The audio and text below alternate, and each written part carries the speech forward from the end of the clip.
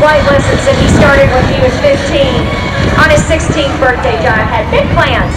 His mom was going to drive him to the driver's license bureau. He was going to get his driver's license, and then he was going to drive her to the airport where he would solo for the very first time. But plans, they don't always work out the way we think they're going to, and Jive flunked his driver's license test. That's right, the man flying this airplane did not get his driver's license on his 16th birthday, but his mom said, get back in this car, we're going to the airport, you're going to fly airplanes. And sure enough, Jive soloed on his 16th birthday because not only had he paid for his lessons, but his parents believed in him and his dreams. And I can tell you that to this day, he's still a much better pilot than he is a driver.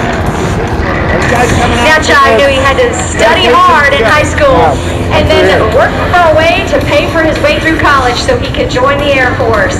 So he went first to the Professional Pilot Training Program at Spartan College of Aeronautics and Technology so that he could begin working as a charter and cargo pilot, paying his way through the University of Louisiana at Monroe, where he received his bachelor's degree in aviation. Now the Air Force recruiters saw him fly, knew he had a lot of